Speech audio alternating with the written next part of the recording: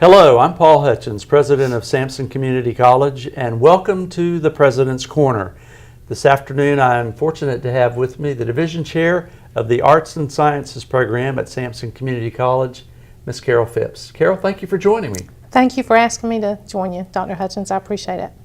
Well, I'd like to start off by asking you, Carole, if you would, for our viewers, to talk a little bit about your educational preparation and your professional experience, both prior to coming to Sampson Community College and since you've been here, so they'll get to know you a little bit better. Okay. I'm like a lot of our students here. I went back to school later in life, and in fact, I took one of my first courses after leaving college for a while and coming back later in life here at Sampson Community College. I took a psychology class. So that's what got me interested in furthering my education. I had done some substitute teaching work and enjoyed that. And if you can enjoy substitute teaching work and get a love of teaching out of that, teaching is probably going to be a little bit easier than being a substitute. So I was able to finish my education, and I taught high school for a few years, and then I got the opportunity to come and teach algebra here like I was teaching in the high schools. I taught developmental math for a little while. Went back and got my master's degree so I could teach curriculum math. And then the last 3 or 4 years I've been the division chair for the Arts and Sciences Division. Well, now let's talk about the role of a division chair. For our viewers, tell us a little bit about how you support both faculty and students in your role as division chair. I'd have to say that the faculty up there support me. They are excellent faculty members. They are professional. They love their jobs. They work well with the students. They work well with each other. They're very concerned about the success of their students. So I get to enjoy watching them with the students. And now I do a lot of work in my office and reports and spending money and not spending money and that sort of thing. So, now, how involved are you in, for example, developing a schedule of courses for semesters here at the college? That's very important, especially in the Arts and Sciences Division, because we have to schedule classes not only for people that are Associate in Arts students and Associate in Science students. We're the General Education Department. So every program, every degree program here on campus has to have at least 15 hours of general education courses. So I have to work closely with the other division chairs to make sure that the classes that are on the schedule are available to their students too, so that I just feel like college transfer, arts and sciences, we're sort of like the hub of the college because we have to work with all the other divisions. Okay. Well, now let me get you to change gears for just a minute and talk about looking at the Division of Arts and Sciences as an umbrella. What are the academic disciplines that are housed under that umbrella, Carole?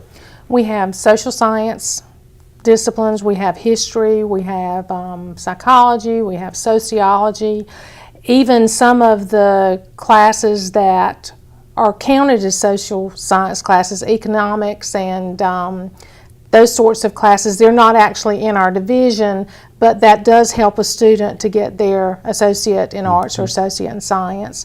We have biology going on, we have chemistry, we have math, English. I mean, any type of general education discipline that you could get at a four-year school we have in. We may not have the number of different classes or the different specialty disciplines, but anything that you need for your general education or four-year school, we've got it. Well, and I really look at the Arts and Sciences Division at a community college as really the foundation for a student's educational program. It really is the building blocks that they will use wherever they go when they leave Sampson Community College. Now, I know you've had some new faculty members come into the Arts and Sciences program area. Would you like to talk about that for just a moment? We have. We've had, last year we were able to hire a history instructor full-time. We'd been a while without a full-time presence in history, and we were relying on adjuncts. This particular person is able to teach history and political science, so that brought another discipline to us. We this year we hired a full-time art instructor who also teaches humanities. We've hired a full-time anatomy and physiology instructor, and we have one instructor who has been out of the classroom for several years and is so excited to be back in the classroom. I get to walk by and see him teaching and interacting with the students, and he's thrilled that he's back. So we've grown our faculty in the last couple of years. Excellent. Let's talk about students for just a moment, Carole. For students that come to Sampson Community College that are planning to move on to an upper division university when they finish their studies here, can you talk a little bit about some of the challenges that they face here at Sampson Community College? I think one of the big challenges that the students have is so many of them are first generation college students. They come here and some of them don't know the way to navigate through post-secondary education. We use lots of lingo that is totally foreign to some of our students, and trying to teach them, what this means and what you need to do next, and how you need to declare what you want to major in. And it's especially challenging to the arts and sciences students, because not only do they have to say they want to be an associate in arts or associate in science, they have to look forward and say, well, I want a 4-year degree in whatever. So they have to be good planners. Another challenge that many of our students have are financial challenges. They are fortunate that we're here, because even when they have those financial challenges, our tuition is going to be about a third of what it would be if they went away to a 4-year school.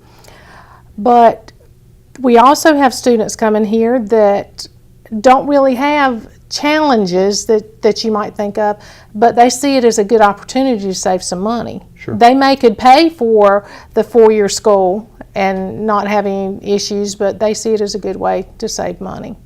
Okay, excellent. Well, we're going to pause now for a brief message, and we'll be back with more of the President's Corner after this. North Carolinians are coming together to support Connect NC, a bond initiative that makes vital investments in North Carolina without raising taxes. Connect NC is a powerful investment in the future of North Carolina. Connect NC will just make North Carolina as a whole a more attractive state for people looking to start a business, start a family, start a career. Connect NC will allow our soldiers to do what they do best.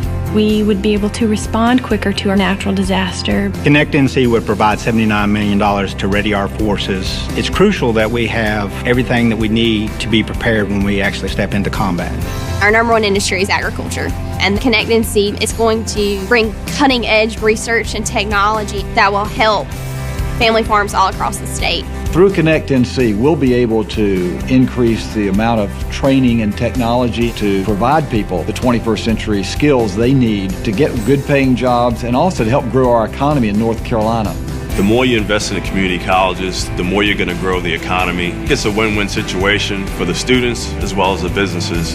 Connect NC is a great investment in North Carolina's future with no new taxes. It's not going to increase taxes anyway. Connect NC will make a big difference. I do support Connect NC, and I hope others join me in supporting it as well. It's a vote yes for the future, and it's a vote yes for investment. Vote yes for Connect NC. On March 15th, vote yes on Connect NC.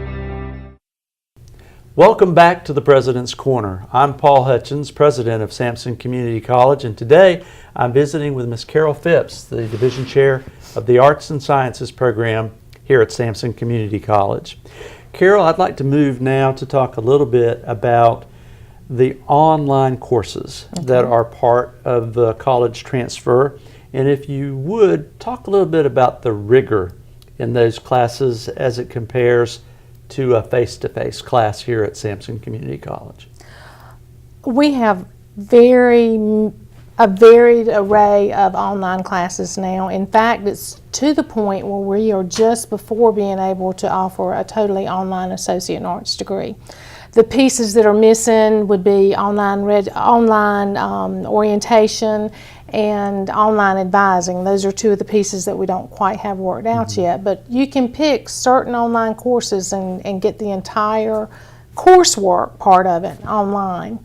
But I want to speak specifically about the rigor of an online class. Oftentimes, students think, "Oh, it's an online class. I can do my work anytime I want to.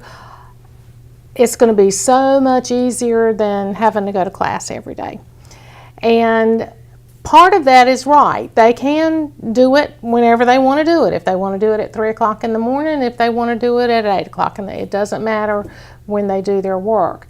However, it takes a special person to be successful in an online class. It takes a level of commitment that you have to make sure you're in that course every day in case something comes up that you need to move around something that you're doing. Another thing I think students have a little bit of concern about is when you're in an online, if you're in a face-to-face class, for instance, and it's a 3 contact hour class, you are in class 3 hours a week, but you have homework outside of class. Sometimes students think, well, all I've got to do is the homework. I don't have to put in that 3 hours plus. As long as I get 3 hours done, I'm good to go.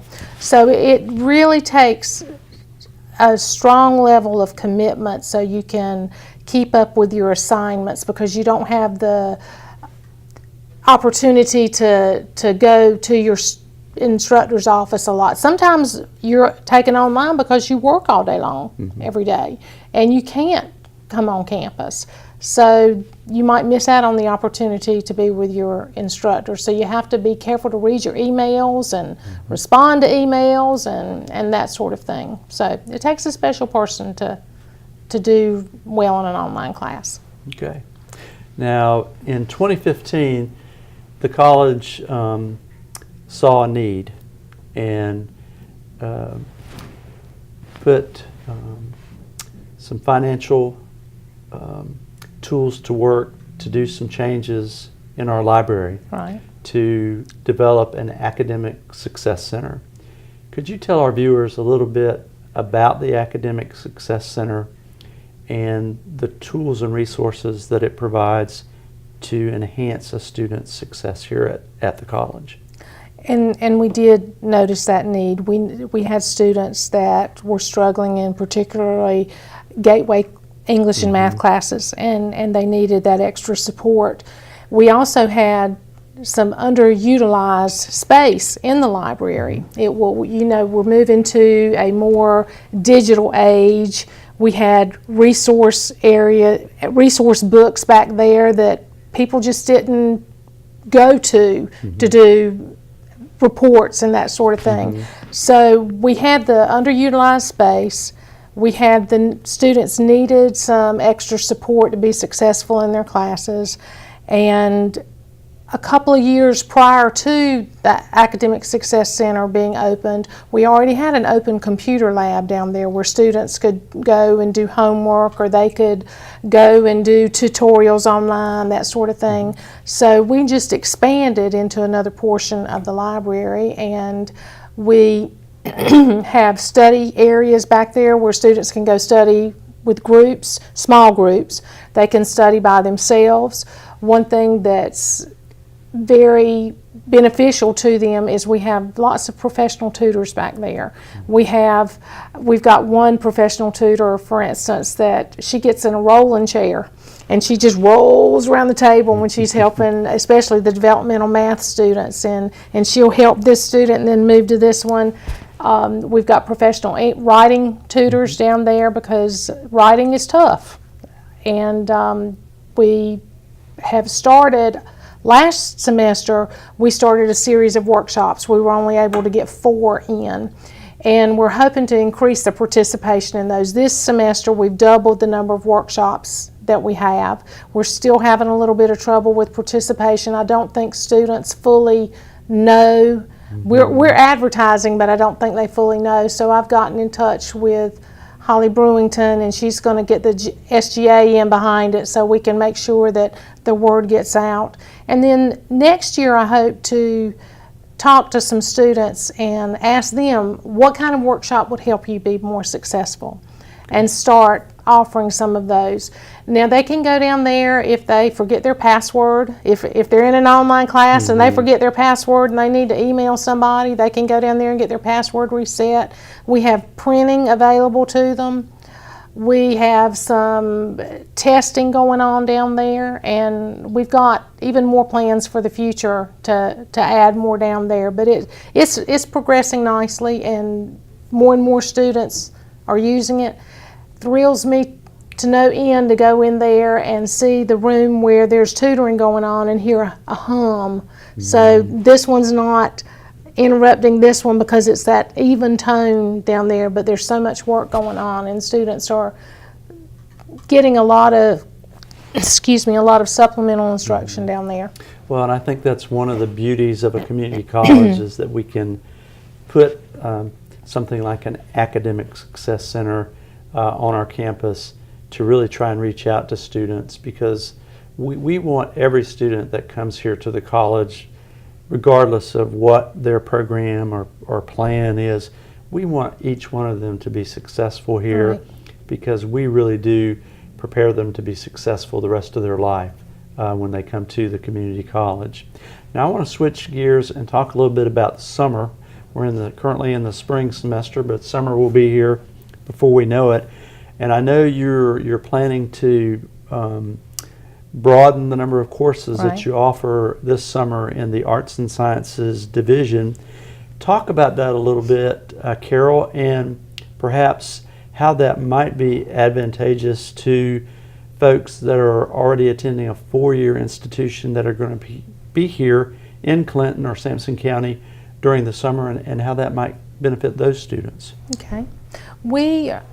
Since we've been able to hire some more faculty, we're going to be able to offer some more courses. In fact, when you compare this coming summer to last summer, we're going to about triple the number of offerings that we're going to have.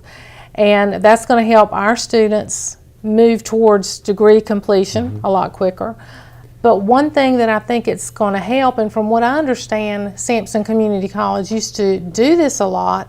If a student was home from East Carolina or NC State or wherever, they could pick up a course in the summer here and pay less tuition for it, and maybe lighten their load when they went back to the four-year school in the fall. So I'm excited that we're going to be able to offer things like that.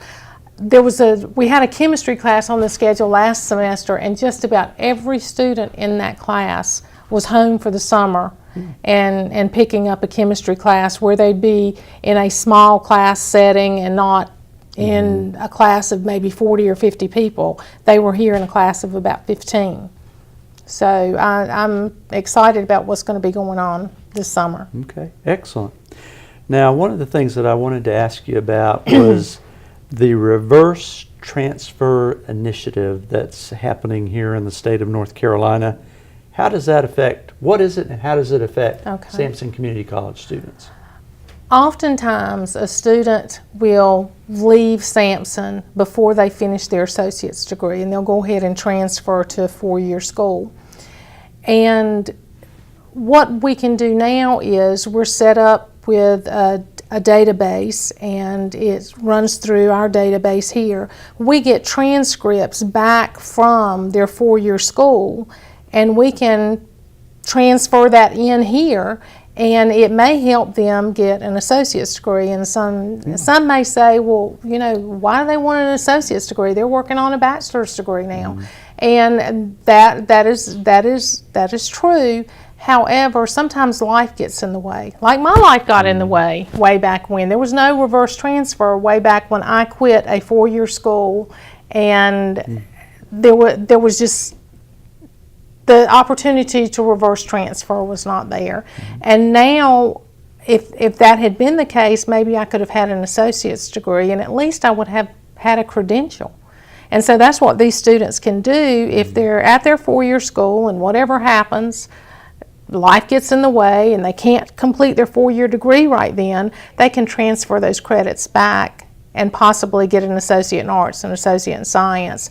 They can go to an employer. If they have to get into the workforce right then, they can go to an employer, and they're going to make a higher wage than somebody who doesn't have any credential. And then as life settles out, they may be able to go back to their four-year school and complete that bachelor's degree. And research has shown that if a student has an associate in arts or associate in science, they're more apt to get their bachelor's degree too. So it's a real good program. We're new to it here. We're not having that many transcripts come back yet, but I think that as we move on, we'll have more and more of those. Well, hopefully we'll see more and more of those type students coming back to take advantage of that here at Sampson Community College. Now, next I want to move to Career and College Promise classes.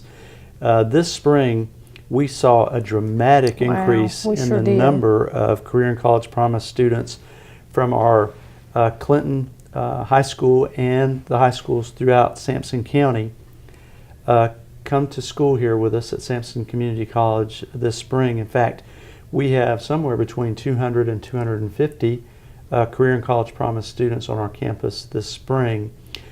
Talk a little bit about the advantages for students to do Career and College Promise classes, and perhaps also talk a little bit about the AS and AA career pathways that are available to those students.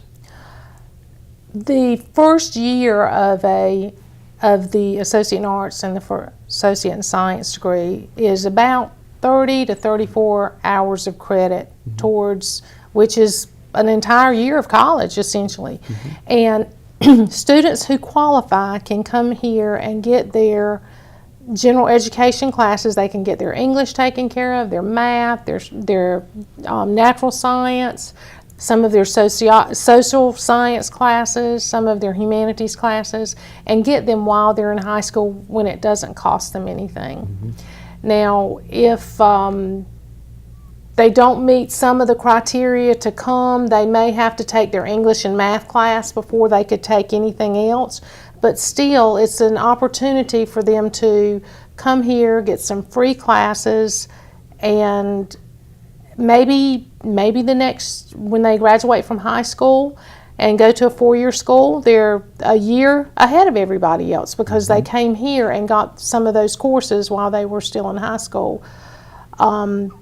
My son took a couple of courses here while he was in high school, and it didn't get him to the next semester, but he did get his parking pass to park his car on campus a lot sooner because he had taken some courses here while he was in high school. Now, our viewers may want to know, what's the main difference between a Career and College Promise course and advanced placement? High school students, many of them will have opportunities to do advanced placement at their high school. How are those different? Well, the type of course is really no different, but the advantage to getting the course here is once you take it and you've gotten credit for the course, it transfers to a four-year school. But when you take the AP course at the high school, not only do you have to pass the course, you have to pass the AP exam. So I learned yesterday that the AP exam is a little over $90. So they have to pay that money and take the course, and if they pass, that's wonderful, but sometimes they don't. And then they can't take that course with them. But if they had taken it with us, that course, and they make a C or higher, that course is going to transfer. The courses that the CCP students can take, all of those courses transfer to any of the 16 UNC system schools. And they transfer to a whole bunch of the private colleges and universities in North Carolina. So I think it's a better deal for students to come here and take it when they know that there's not this high stakes exam that they have to pay for to get it to transfer. Exactly. Okay. Now, we've talked about a lot of different things today. Now I'm going to ask you probably the most difficult question Oh my. that I'm going to ask you, and that is for you to tell our viewers, Carole, what you enjoy most about being the division chair of the Arts and Sciences program at Sampson Community College. I enjoy working with the faculty in the division, but I also get the opportunity to work with faculty all across campus. I get to work with students in all programs because they have to take those general education courses. I enjoy knowing how the college works. I enjoy working with the administration of the college. It's just a good job. It really is a good job, and I feel very fortunate that I have it. Well, the last question that I want to ask you today is, if our viewers out there are wanting to find out more about the Arts and Sciences program here at Sampson Community College, how might they best do that or get in touch with you? Okay. They can call. I have lots of office hours, and you can call me at 592-8081, and my extension is 5505. If I'm not in my office, you can leave me a message. You can also call our secretary, Beth Daughtry. Her number is the same, but her extension is 5501. And she can help you, or I can help you if you're interested in Associate in Arts, Associate in Science. We can help introduce you to an advisor in our program. That's one thing. Our faculty are also academic advisors, so they can help you as you get started with your post-secondary education. We would really enjoy having you come talk to us because we love Sampson Community College. We love the programs that we can offer for you, so I hope you'll call us soon. Carole, thank you so much for joining me today, and thank you for the leadership that you provide to the Arts and Sciences program area. It's one of the key parts of our institution that really helps students move on to successful pursuit of other educational endeavors and also success in life. So thank you so much for being with me here today. Thank you for having me. Thank you for having me. And I want to thank you for joining us for the President's Corner this month, and we'll look forward to seeing you again next month.